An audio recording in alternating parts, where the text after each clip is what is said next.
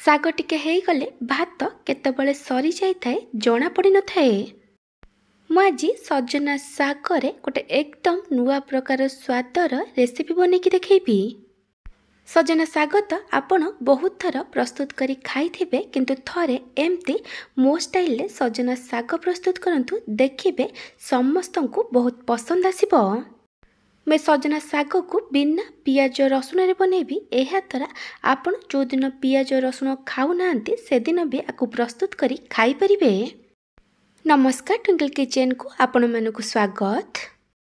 सजना शागर यह रेसिपी पई मैं किछि सजना शाग नहीं। सजना शागर क्वांटिटी आपण हिसाब रे कम बेसी करि परिबे। एबे हम सजना शाग को भल से बाछिकी नहीं जिबा। प्रथमे सजना शाग को टिके झाड़ी देबे और सजना शागर ऊपर पट और तल पट को भल से देखिकी नेबे, कारण बेले बेले सजना शागर छोट छोट पोक थाए। तापरे एमती भावे सजना शाग को डेम्फरू भल से बाछिकी नहीं जिबे। मैं सबु सजना शाग को बाछिकी नहीं जाइछि। मैं गैस रे गोटे कड़ई बसई गरम होगा रखी। कड़ई भल से गरम होला परे मुझे गोटे कप मुग डाली देइछि। मुग डाली और सजना शागर क्वांटिटी आपण टेस्ट हिसाब रे कम बेसी करि परिबे। एबे हमें मुग डाली को कंटिन्यूअस गोले गोले लो फ्लेम रे भाजिबा। मुग डाली को बेसी गोल्डन ब्राउन कलर करी भाजिबेनी। एठी मुग डाली भल से भाजी गलानी। एबे हमें गैस बंद करदबा और मुग डाली को गोटे बड़ बाउल काढ़ी दबा। मैं कड़ई रे 2 ग्लास पानी दे गरम होगा रखी। आपन को शाग तरकारी कंसिस्टेंसी जेमती दरकार से अनुसार पानी नेबे। तापरे मैं 1/3 टेबल स्पून हलदी गुंड पकईची। एबे हमें सबू को भल से मिक्स करी पानी को हाई फ्लेम रे फुटिबा पई छाड़ी दबा। पानी एटी भल से फुटी गलानी। आमे जो मुग डाली को भाजिकी रखी ताको भल से धोईकी कड़ई रे दे दबा। एबे हमें सबू को भल भाबे मिक्स करी आमे को मीडियम फ्लेम रे 2 रु 3 मिनिट पर्यंत कुक करिबा। 2 रु 3 मिनिट पर देखि परथिबे डाली ऊपर एमती भाबे फेण भासुची। आमे ए फेण को काढ़ी दबा, कारण ये देह पई भल ही न थाए। तापरे मुझे लुण पकाउची। डाली पई जेतिकी लुण दरकार सेतिकी लुण पकाइबे।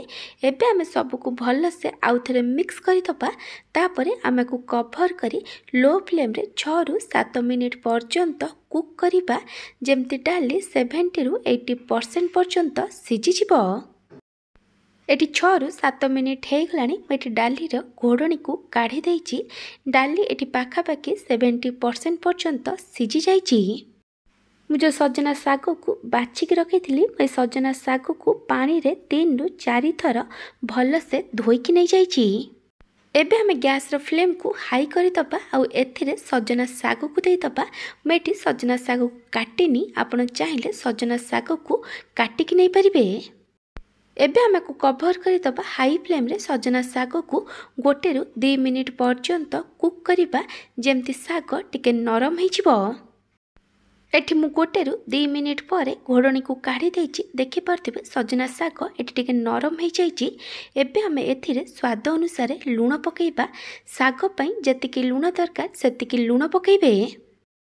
एबे हमें सबू को आउ थरे भल भाबे मिक्स करि दबा। तापरे आमे को कवर करी लो फ्लेम रे आउ 4 रु 5 मिनिट पर्यंत कुक करिबा, जेमती डाली आउ शाग भल से सिझी जिवो।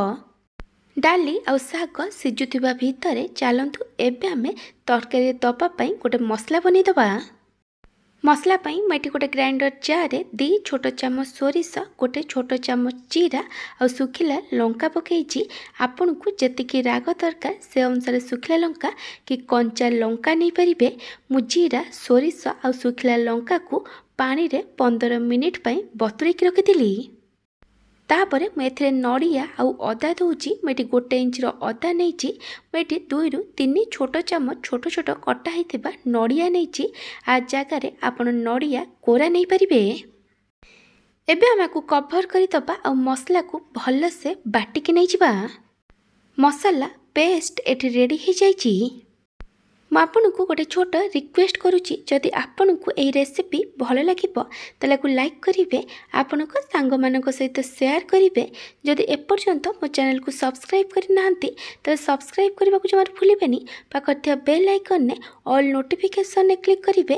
ଏହାଦ୍ୱାରା ମୋ ଯେଉଁ ଭିଡ଼ିଓ ଆସିବ ଆପଣ ପ୍ରଥମେ ଦେଖିପାରିବେ। ଯଦି ଫେସବୁକ୍ରେ ଦେଖୁଛନ୍ତି ତାହେଲେ ଫଲୋ କରିବାକୁ ଜମାରୁ ଭୁଲିବେନି। ଏଠି 4ରୁ 5 ମିନିଟ୍ ହେଇଗଲାଣି। ମୁଁ ଏଠି ଘୋଡ଼ଣୀକୁ କାଢ଼ି ଦେଇଛି। ଏଠି ଶାଗ ଆଉ ମୁଗ ଡାଲି ଭଲସେ ସିଝି ଯାଇଛି। ଏବେ ଆମେ ସବୁକୁ ଆଉ ଥରେ ଭଲ ଭାବେ ମିକ୍ସ କରିଦେବା ଆଉ ଗ୍ୟାସ୍ ବନ୍ଦ କରିଦେବା। ମୁଁ ଏଠି ଶାଗ ଆଉ ମୁଗ ଡାଲିକୁ ଗୋଟେ ବଡ଼ ବାଉଲରେ କାଢ଼ି ଦେଇଛି। ମୁଁ ଏଠି କଡ଼େଇରେ କିଛି ତେଲ ଦେଇ ଗରମ ହେବାକୁ ରଖିଥିଲି। ତେଲ ଜାଗାରେ ଆପଣ ଘିଅ ନେଇପାରିବେ। ତେଲ ଭଲ ଭାବେ ଗରମ ହୋଇଗଲା ପରେ ମୁଁ ଏଥିରେ ଗୋଟେ ଶୁଖିଲା ଲଙ୍କା ଆଉ ଗୋଟେ ଛୋଟ ଚାମଚ ପଞ୍ଚ ଫୁଟଣ ଦେଇଛି। ପଞ୍ଚ ଫୁଟଣ ଜାଗାରେ ଆପଣ ଜିରା ନେଇପାରିବେ। ପଞ୍ଚ ଫୁଟଣ ଶୁଖିଲା ଲଙ୍କା ଭଲସେ ଭାଜି ହୋଇଗଲା ପରେ ଆମେ ଏଥିରେ ବାଟିକି ରଖିଥିବା ମସଲାକୁ ଦେଇଦେବା ଆଉ ସବୁକୁ ଭଲ ଭାବେ ମିକ୍ସ କରି ଆମକୁ 2ରୁ 3 ମିନିଟ୍ ପର୍ଯ୍ୟନ୍ତ କଷିବା, ଯେମିତି ମସଲା ବଟାର କଞ୍ଚା ବାସ୍ନା ପଳେଇବ। ଆପଣ ଆକୁ ଅଧିକ ସମୟ କଷିବେନି, କାରଣ ଆମେ ଏଥିରେ ସୋରିଷକୁ ବାଟିକି ଦେଇଛେ। ଏହାଦ୍ୱାରା ମସଲା ପିତା ହେଇଯିବ। ଏଠି 2ରୁ 3 ମିନିଟ୍ ହେଇଗଲାଣି। ମସଲା ଏଠି ଭଲସେ କଷି ହେଇଯାଇଛି।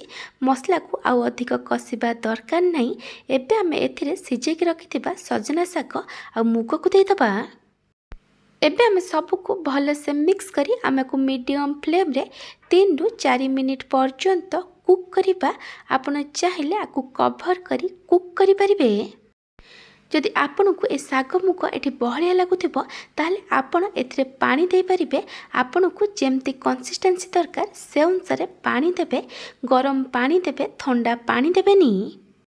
ଏଠି 3ରୁ 4 ମିନିଟ୍ ହେଇଗଲାଣି। ଏବେ ଆମେ ସବୁକୁ ଆଉ ଥରେ ଭଲ ଭାବେ ମିକ୍ସ କରିଦେବା ଆଉ ଗ୍ୟାସ୍ ବନ୍ଦ କରିଦେବା। ଶାଗ ମୁଗ ତରକାରୀ ଏଠି ରେଡ଼ି ହେଇଯାଇଛି। मैं शाग मुग तरकारी को बेसी बहलिया कि बेसी पतला बनईनी। मार कंसिस्टेंसी एमती रखी ए शाग मुग तरकारी ठंडा हो गला परे आउ टिके बहलिया हो। आपण ए शाग मुग तरकारी को पखाल भात, गरम भात कि रुटी सहित खाई परिबे। आपण ए रेसिपी को कौ जगार देखुचंती कमेंट सेक्शन में जणेबे। जदि आपन को यह नुआ प्रकार स्वादर सजना साग मुग डाली रेसिपी भल लगी तालाकु लाइक करेंगे, आपण सांग मान सहित शेयर करेंगे। जदि एपर्यंत मो चैनल को सब्सक्राइब करना तेरे सब्सक्राइब करने को जमार भूलें। पाखर बेल आइकन ने ऑल नोटिफिकेशन ने क्लिक करेंगे। यह द्वारा मो जो वीडियो आसीबो आपण प्रथमे देखिपारे। जदि फेसबुक रे देखुचंती ताले फॉलो करने को जमार भूलें। Thank you for watching.